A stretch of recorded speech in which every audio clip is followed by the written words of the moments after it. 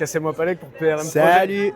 Bon, je vous salue Maru. C'était il y a plus de 10 ans maintenant. Ça date, ouais, grave, Alors, il date, on en il est où date. maintenant, il est où le prochain projet? Eh ben, il est en retard, mais il arrive. Il arrive. Écoute, il a plus d'1 an de retard, mais c'est pour la cause, voilà.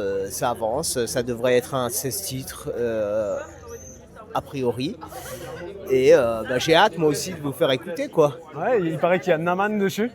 Ouais, entre autres choses, Ouais. c'est quasiment que des featuring de toute façon. Ok. Et quand je dis featuring, c'est pas forcément avec des rappeurs, ça peut être des chanteurs comme Naman ou d'autres, des chanteuses, des musiciens, Ok. des beatmakers, des DJ. Et donc c'est aussi un album assez gourmand où c'est moi qui invite plein de monde, donc forcément ça prend aussi un peu plus de temps. Mais il est plus riche aussi.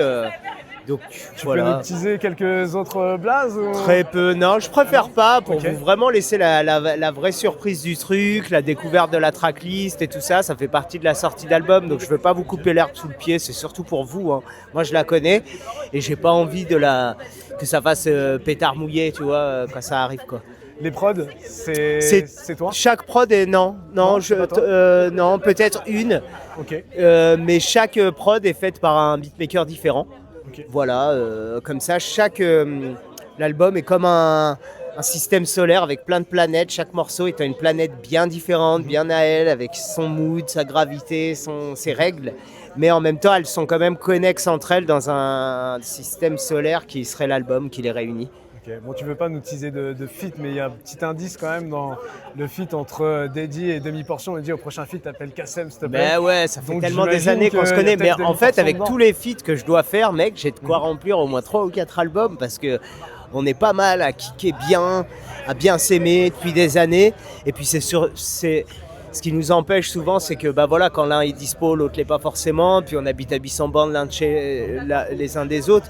Mais si c'était pas ça, voilà, il y a plein de feats à faire, qui restent à faire, ouais, c'est sûr. Donc là, ça fait un peu plus d'une dizaine d'années que tu tournes. Qu'est-ce qui te pousse encore à monter sur scène? Mais parce que c'est du bonheur, je sais pas, moi je prends du plaisir à en donner, à en recevoir, et il y a un vrai échange. Il y a un vrai échange qu'on ne peut pas avoir autant via les réseaux sociaux ni rien, quoi. Là c'est du direct, et puis je sais pas, moi je suis tellement bien accueilli à chaque fois. C'est un vrai plaisir. Coup, le demi-festival. Ouais, grave, il y a plein en de... terrain conquis là. Ouais, c'est cool. Ça, je l'ai fait plein de fois. D'ailleurs, merci à Rachid, à toute cette équipe là du demi-festival qui déchire, que je connais depuis des années. Avec Rachid, on se connaît de l'époque de MySpace. Donc c'est pour te dire, quoi. Et voilà, ça fait partie des poteaux. Pareil, avec Demi-Portion, on a un morceau ensemble d'enregistrer, peut-être 2, mais pas plus. Alors que c'est quelqu'un que j'adore et on s'aime bien depuis des années. Mais c'est juste que voilà, on se rate, quoi. Donc est-ce qu'on a une date approximative de la sortie du prochain Malheureusement, album? je peux Non. pas parce que quand je vous annoncerai une date, elle bougera pas et ça sera la date officielle de sortie nationale et tout. Et malheureusement, je peux pas encore tant que je l'ai pas livré, et en sachant que même si je le livre ce lundi là, il y a un délai quand même de 1 mois. Même si je le livre demain, donc c'est pas dans le mois qui vient, par Il y a exemple. une tradition dans PRM, Ouais. c'est de faire le top 5 des rappeurs français. J'ai francophones. beaucoup de mal avec les top 5, je vais dire des pas obligé de le potes faire ou des dans l'ordre. trucs...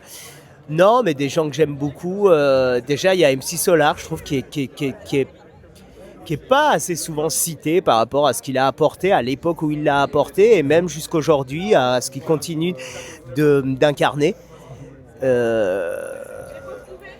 Voilà, il y a évidemment des trucs peut-être plus à l'ancienne, mais tout aussi écrits, des Arsenic, des Lino. Ça sera pas forcément des trucs hyper actuels, hein, mais je suis désolé de ça, mais c'est aussi des albums que j'ai pensé plus longtemps, qui souvent on est dans une mode où les gens disent ouais, vous verrez, c'est déjà un classique, mais gros, tu sais, un classique c'est dans 10 ans qu'on saura si c'était un classique, savoir s'il a bien vieilli ou pas.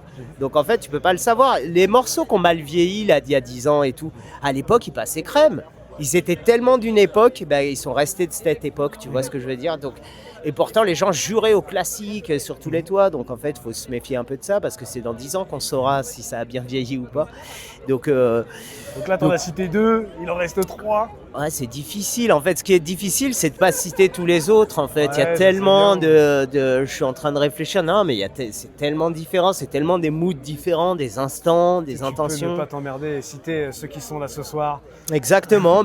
Yoshi, Didi, Hippocampfou, Cassez-moi Palek. Et voilà. Non, mais ouais, j'ai vachement du mal à classer parce que pour moi, il n'y a pas de. Il y a au-delà de la technicité qui peut être jugée comme le patinage artistique en fait, mais qui écoute de la musique comme ça en fait? Je parlais de classique. Est-ce que tu es conscient que Je vous salis ma rue, c'est devenu un classique du rap français? Pour certaines personnes. Et c'est déjà énorme. Ouais, j'ai énormément de retours positifs et le fait est, c'est que moi j'ai jamais mis, mais même pas un centime de promo dans ça. C'est vraiment que le bouche à oreille des gens, que les radios qui ont bien voulu le passer, alors que j'ai absolument, malheureusement, par manque de connaissances ou par peur de mal faire, pas envoyé assez de « tenez, voilà, je sors un album » et tout, comme ils le font tous. Et putain, quand je vois qu'il y a des Couleurs 3, des Radio Nova, des France Radio qui l'ont passé, j'hallucine, je sais même pas comment ils l'ont eu. Ça veut dire qu'ils ont été le choper, pour te dire que j'ai eu droit à un soutien exceptionnel. Et j'essaie de le mériter, d'être à la hauteur du truc, parce que des très très bons rappeurs, j'en connais plein qui rappent dans leur garage, parce que nous on est comme des surfeurs un peu, tu vois, tu peux être le plus technique du monde, ton public c'est la vague. Il y a des surfeurs, ils restent sur la plage toute leur vie à attendre la grosse vague qui viendra jamais. Et quand toi tu as la chance d'avoir une vague même moyenne, comme ça, cash, qui t'arrive dans la gueule, c'est pas un trophée que je porte, c'est plus une responsabilité dans le sens où je dois être à la hauteur de ça, je dois pas décevoir les gens, je dois balancer encore plus de trucs et tout. Et puis même sur un concert comme ça, moi je viens jamais me faire clapper ou me faire applaudir, je viens balancer mon kamehameha, ma vibe. Je viens jamais dans l'optique de recevoir un truc. Et donc je suis toujours plus ou moins satisfait du moment que j'ai envoyé ce que je voulais envoyer. Ça n'attend pas de retour, donc ma satisfaction est plutôt là, dans ce sens de ce que j'envoie.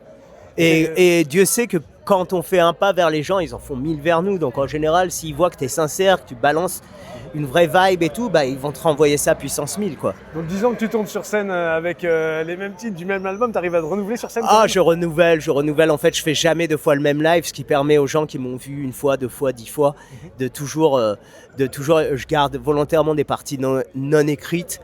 Et puis j'essaye de communiquer entre les morceaux avec les gens, d'amener les morceaux différemment. Parfois ils sont arrangés différemment, parfois c'est juste qu'ils sont amenés différemment. Et ça change tout de la vision qu'on en a. Et puis je mélange toujours entre morceaux de l'album, morceaux des freestyle vidéo, parce que bien avant d'avoir un album, moi je faisais déjà des lives.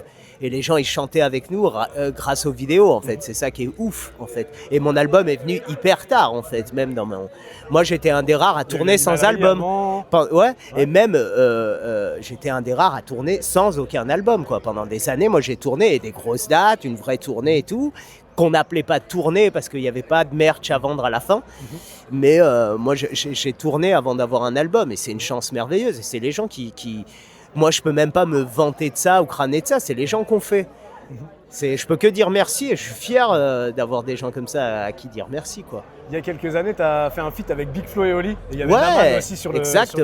Comment s'est faite la connexion? C'est eux qui t'ont appelé? Ouais, moi je les connais depuis des années. Moi, Big Flo et Oli, je les connais. Je les ai rencontrés dans la Ville Rose à l'époque où ils venaient kicker à la fin de tous les concerts et tout, et parfois même des concerts un peu crapuleux, un peu des trucs, ils étaient là partout. Il y avait Furax ou Mélan et tout, ils étaient là, passionnés et tout, et moi, dès que j'ai vu ces 2 minots à l'époque, parce que maintenant ils sont adultes, ça y est, mais à l'époque ça m'avait touché de voir cette passion-là, dans des yeux d'enfants qui brillent, ils venaient avec leurs trompettes, leurs mics et tout, ils étaient tellement à fond et ça me faisait tellement plaisir que j'ai toujours donné de la force, même quand ils faisaient 14 vues sur YouTube, quoi. Et à un moment donné, ça a explosé et moi j'ai toujours continué de soutenir, j'étais hyper content pour eux et tout, évidemment, mais et donc c'est eux ensuite qui m'ont contacté, et ce qui m'a déjà tout de suite fait plaisir, c'est que je sais que eux, vu la visibilité qu'ils ont, je savais que c'était une démarche artistique de faire appel à moi. Parce que, tu sais, c'est pas le coup de com', je veux dire, je vais leur ramener quoi, moi, tu sais, à part 14 passionnés, des cracos du hip-hop et tout, tu sais, ils s'en foutent de ça, ils sont très grand public. Donc, je savais que leur démarche était artistique, que c'était ni un buzz, ni un machin et tout. Donc, déjà, ça m'a fait plaisir. Et puis surtout, moi, pour avoir écouté le morceau, je veux dire, je dis pas oui ou non dans l'absolu, c'était pour un morceau en question que j'ai écouté, qui m'a plu direct. Et en plus, en sachant que Naman aussi était chaud, et c'est un morceau qu'on a fait tous dans la même pièce.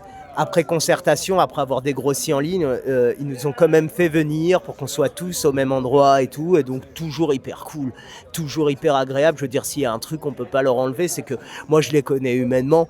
Et franchement, je les ai jamais vus cracher sur personne et tout, malgré tout ce que les gens disent. Et en fait, comme ils disent, ils ont, je sais plus le slogan exact de ce moment, mais on va pas s'excuser parce que ça marche. Enfin, ils ont raison, tu sais. C'est Et ils t'ont invité en freestyle Ouais. sur Skyrock, Cassel sur Oui, Skyrock, notamment. c'est un peu. Non, début. j'ai jamais. Tu sais, moi, j'ai pas de morceaux anti machin et tout. Moi, il y a plein de groupes que j'ai découverts grâce à Skyrock. À l'époque, il y avait la Nocturne, il y avait des émissions de timbré avec Cut Killer et tout, où après une certaine heure, il passait vraiment de la frappe. T'avais l'émission de Jackie Benji où ils envoyaient de la grosse frappe. Ils ont notamment invité des Rachid, demi-portion, des gens un peu de l'underground et tout. Donc il n'y a pas que le côté Skyroulette, machin et tout ça. Évidemment qu'il y a un business autour et tout, mais le rap, c'est aussi un business qui rapporte plusieurs milliards. La musique rapporte plus en France que l'industrie automobile. 4 fois plus. Donc c'est énorme. Donc évidemment qu'il y a des gens qui a des business autour de ça qui se sont montés. Et moi, j'ai rien contre le fait de tout le monde vend son savoir-faire. Je veux dire, le plombier, il vend son savoir-faire, le boulanger, il vend sa baguette, le rappeur, il vend son savoir-faire. Quand il y arrive, c'est déjà énorme. Et donc, moi, j'ai rien contre des gens qui font commerce, en fait. Tu peux faire commerce et être honnête et vendre du bon pain. Et justement, qu'est-ce que tu penses de l'état du rap game en ce moment? Pas que du bien, mais pas que du mal. Je trouve qu'on se stigmatise beaucoup. Tu vois, con, machin, alors qu'en vrai, des connards, il y en a partout. Il y en a dans le cinéma, dans le rock, dans le métal, dans le jazz. Je vois pas pourquoi il y en aurait pas dans le rap, déjà. Et surtout, je trouve qu'il y en a pas tant que ça, finalement. Quand tu regardes bien, ils sont tous frais à leur manière. Et même nos clashs à nous, je trouve que ça reste des trucs presque des mêmes. Tu vois, Rof avec sa pelle, Booba machin, qui à chaque fois que quelqu'un gagne un truc, il est contre. Moi, je trouve que ça reste hyper hip-hop bon enfant, quoi. Je veux dire, on n'est pas en mode Tupac Biggie, et c'est très bien. Je trouve que ça se fait à la française, quoi. Qu'est-ce qu'on peut te souhaiter pour la suite? Plein de bonnes choses, que les albums arrivent vite et plein de rencontres, voilà, parce qu'on fait rien tout seul dans la musique, ça c'est aussi un truc qu'il faut se dire, on fait rien sans un public, tu peux pas arriver en forçant les gens ni à t'écouter, ni à t'aimer et tout, donc c'est forcément un échange, donc plein d'échanges, plein de rencontres, de bonnes rencontres, de gens qui font des clips, de gens du cinéma, de gens d'autres univers, de musiciens, de salsa cubaine. Dans d'autres disciplines, je sais que tu fais un Moi, peu de j'ai dessin toujours aussi. nourri mon écriture, mon rap et tout, d'autres choses que le rap. Pour pas faire du rap de fan de rap qui parle de rap, parce que ça, je trouve que c'est un peu abusé. Et donc, j'ai toujours, moi, nourri mon écriture je veux dire, le rap, c'est le médium, mais moi, je veux pas faire un rap qui parle de rap. Enfin, ça se mordrait la queue, et puis au bout de 2 chansons, t'as tout dit. La basse fait ça, le kick fait ça, super, tu vois. Rap de basketteur, un peu, il en faut, je dis pas, mais c'est pas ce dans quoi moi j'ai envie d'œuvrer. Et donc voilà, plus tu enrichis ton rap de ces choses, et plus le rap il est grand aussi, quoi. Ça, voilà, donc plein d'enrichissements comme ça, de rencontres et de réussites aussi, parce qu'il en faut. Voilà, j'espère que les prochains projets là que je vous prépare, j'ai hâte de vous les faire écouter, j'espère qu'ils vous plairont. Voilà. Merci Kassem. Merci à vous. Salut.